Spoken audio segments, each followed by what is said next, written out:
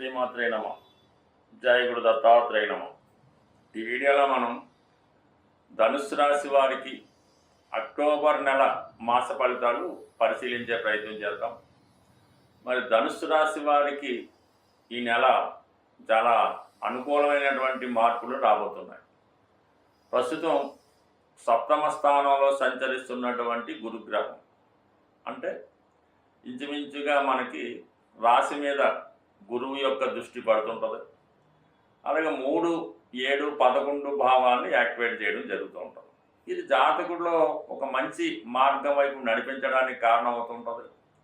తన యొక్క వాంఛల్ని కోరికల్ని అదుపులో పెట్టుకొని సరైనటువంటి నిర్ణయం తీసుకోవడానికి కూడా అవకాశం ఉంటుంది. అంటే లాభస్థానంలో గురువు ఎప్పుడు కూడా నిజాయితీ అయిన పద్ధతుల ద్వారా ధన సంపాదనకు కారణం అవుతూ ఉంటుంది.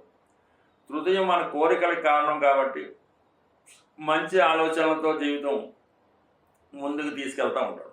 మరి గురువు ఈ విధంగా ఉంటే ఈ అక్టోబర్ నెల 18వ తారీఖున గురువు తన తర్వాత రాశి అయినటువంటి కర్కాటకంలోకి ప్రవేశించడం జరుగుతుంది. అది పర్మనెంట్గా కాదు, కొన్ని అతిచారం వల్ల అయితేనే ఏదైతేనే కర్కాటకంలో ప్రవేశించి నవంబర్ 12వ తారీఖున వక్రగమనం పొంది అదే రాశిలో తిరిగి మళ్ళా మిథునంలోకి ప్రవేశించడం జరుగుతూ ఉంటుంది. అయితే ఏదన్నా అక్టోబర్ 18 తర్వాత గురువు మీకు ఉచ్చ ఫలితాలు ఇస్తాడు. అంటే చాలా బలవంతుడు అవుతాడు. రాష్ట్రాధిపతి ఎప్పుడైతే బలవంతుడయ్యాడో రాశి వారికి చాలా వరకు ఒక ప్రమోషన్ కొట్టినట్టే, ఒక మంచి బలవంతుడైనటువంటి ఒక వ్యక్తి మనకు సహకరించినట్టు ఉంటుంది ఆ గురువు ఉచ్చులోకి రావడం. అంటే మీరు రాష్ట్రాధిపతిగా మీ వ్యక్తిగత సామర్థ్యం పెరుగుతుంది, మీలో టాలెంట్ పెరుగుతుంది, ఆరోగ్యవంతులు అవుతారు, అనారోగ్య సమస్యల నుంచి బయటపడతారు. ఇక్కడ అనారోగ్యం అన్నప్పుడు కేవలం శరీర ఆరోగ్యమే కాకుండా మనసుకు సంబంధించినవి రకరకాల ఆలోచనలు, హ్యాబిట్స్, బలహీనతలు వీటన్నిటి నుంచి బయటపడి మంచి మార్గంలో వెళ్ళడానికి కారణమవుతాం. చతుర్థ స్థానం అక్కడ శని ఉన్నాడు, అర్ధాష్టమ శని నడుస్తుంది. ఏదో ఎంత కష్టపడ్డా చివరికి రిజల్ట్ కరెక్ట్గా లేకపోవడం, మంచికి వెళ్తే చెడు ఎదురవడం, అలాగే మనం ఎవరినైతే బాగా నమ్ముతాం వాళ్ళు హ్యాండ్ ఇవ్వడం, మోసం చేయడం, ఇవన్నీ చతుర్థంలో అర్ధాష్టమ శని వల్ల జరుగుతున్నాయి. ఇప్పుడు గురువు ఎప్పుడైతే ఉచ్చులోకి వచ్చాడో ఆటోమేటిక్గా శని బలహీనుడు అవుతాడు అన్నమాట. అంటే ఆ గ్రహం యొక్క డిపాజిటర్ ఎంత బలంగా ఉంటే అందులో ఉన్నటువంటి ఈ గ్రహం మరి తన ఫలితాన్ని అంటే శుభ ఫలితాలు పెంచుకుంటుంది, పాప ఫలితాలు తగ్గించుకుంటుంది. పైపెచ్చి ఏంటంటే ఈ గురువు 9వ దృష్టితో చతుర్థాన్ని వీక్షిస్తున్నాడు. అందువల్ల ఏంటంటే విద్యార్థులు ఉన్నత విద్య సాధిస్తారు, విదేశ ప్రయత్నాలు ఫలిస్తాయి. మీకు కూడా ఒక స్థిరాస్తి సంక్రమిస్తూ ఉంటుంది. పెద్దవారి ద్వారా కానీ ప్రభుత్వం ద్వారా కానీ ఒక గృహయోగం కలుగుతుంది. వ్యక్తిగతంగా మీకు వారసత్వంగా వచ్చే ఆస్తి రావచ్చు, లేదంటే మీరు ఏదైనా ఒక మంచి గృహంలోకి మారచ్చు. సొంత అవ్వచ్చు, వేరే కారణం కావచ్చు. ప్రస్తుతం సొంత దానిలాగే వ్యవహారం చేయడం జరుగుతుంటుంది. చతుర్థ భావ ఫలితాలు తల్లిగారి యొక్క ఆరోగ్యం బాగుపడుతుంది, సొంత గృహంలో సొంత ఊరిలో మీకున్నటువంటి ఆస్తి వాల్యూ పెరుగుతూ ఉంటుంది. ఇవన్నీ అనుకూలంగా ఉన్నాయి.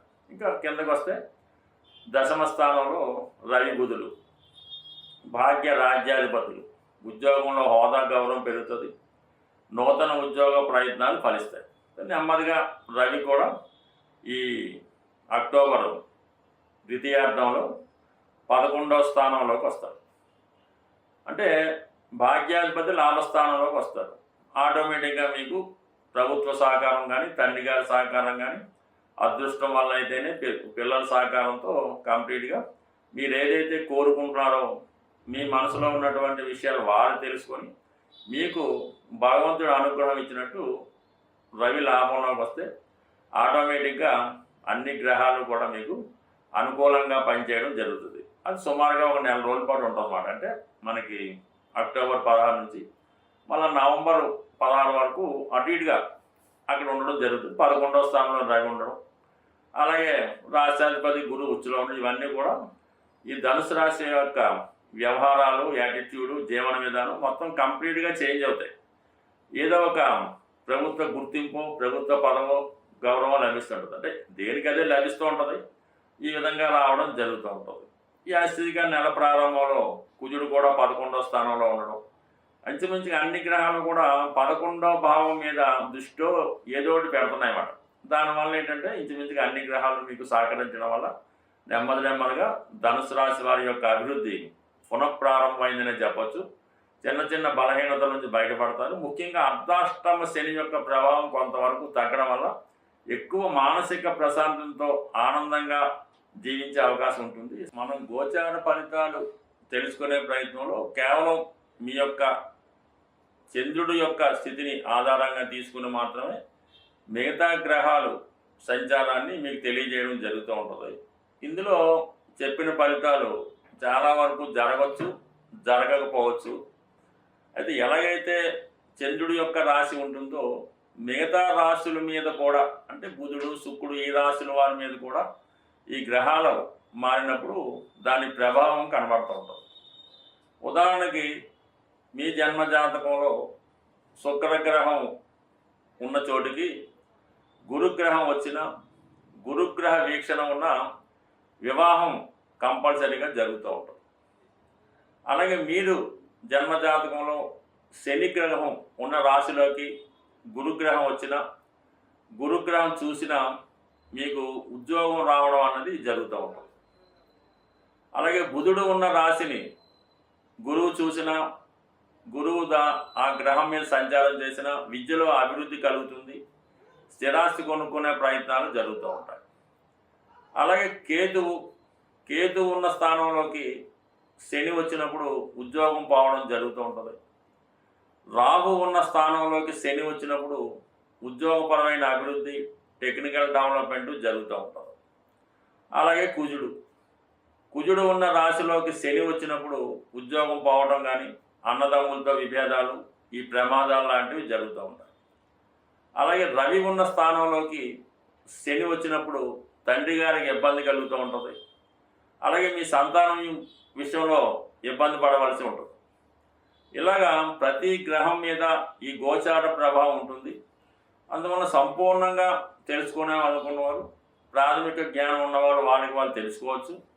లేనప్పుడు కొద్దిగా అనుభవం జ్యోతిష్కుని సంప్రదించి ఏదైతే గ్రహం పాపగ్రహాల చేత ఇబ్బంది పడుతుందో ఆ గ్రహానికి మీరు పరిహారం చేసుకోవడం వల్ల ఖచ్చితమైనటువంటి ఫలితం రావడం జరుగుతూ ఉంటుంది. అంటే ఏ పరిహారం కన్నా గోసేవ చేయడం వల్ల కానీ, గోవుకి సరైనటువంటి అంటే మంచి ఆహారాన్ని అందించడం వల్ల, అలాగే గో క్షీరంతో మీ ఇష్టదైవానికి, అంటే ఎక్కువగా అన్నిటికీ శివుడే కాబట్టి శివుడికి అభిషేకం చేయడం వల్ల చాలా ఎక్కువ ఫలితాన్ని తొందరగా మనం పొందవచ్చు. అయితే ఎక్కువగా ఉద్యోగపరమైన సమస్య ఉన్నా, వివాహపరమైన సమస్య ఉన్నా, పిల్లలు ఎడ్యుకేషన్ పరంగా రాణించలేకపోతున్నా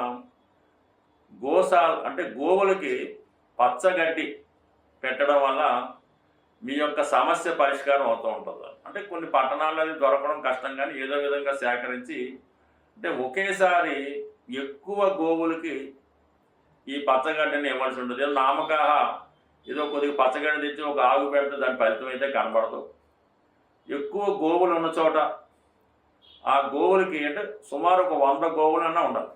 అటువంటి గోవులకి ఇంచుమించుగా 100 గోవులకి ఈ పచ్చగడ్డిని మీకు అనుకూలమైన రోజులు అంటే ఏదైనా సాధన తార, క్షేమతార వచ్చినప్పుడు ఆ గోవులకి ఈ పచ్చగడ్డి ఆహారంగా మీరు తినిపించవచ్చు. లేదంటే మీ సిబ్బందితో కన్నా పెట్టవచ్చు. మీ బిజినెస్ మాత్రం అక్కడ ఉండాలి. ఆ గోవులు అవి తిన్నప్పుడు ఆ కళ్ళలో ఆనందాన్ని, మీకు చాలా సంతోషాన్ని కలిగిస్తూ ఉంటుంది. అలాగే మీ ఫలితం, మీ పని కూడా తప్పకుండా నెరవేరుతూ ఉంటుంది. ఏదైనా పరిహారం మనం చేసుకునే మనకి ఉన్నటువంటి అవకాశాన్ని బట్టి చేయాలి తప్ప ఏదో నామినల్గా ఏదో డొనేషన్ చేయమన్నామని ఏదో 10 మందికి భోజనం పెట్టకుండా సాధ్యమైనంత వరకు అది ఒక స్థాయిలో ఉంటేనే ఆ ఫలితం కూడా మీకు రావడం జరుగుతూ ఉంటుంది. బట్ ఏదైనా కేవలం ఈ గోచార ఫలితాలు చంద్రుని మట్టి మాత్రమే చెప్పడం జరుగుతుంది. ప్రతి గ్రహం మీద ప్రతి గ్రహ ప్రభావం ఉంటుంది. అది సంపూర్ణంగా తెలుసుకోవడం వల్ల డే టు డే, మంత్ ఎప్పటికప్పుడు కార్యక్రమాలు మనం చేసుకోవచ్చు. ఏదైనా మన దైవ బలంతో మన జాతకాన్ని మనమే మార్చుకోవచ్చు. స్వస్తి.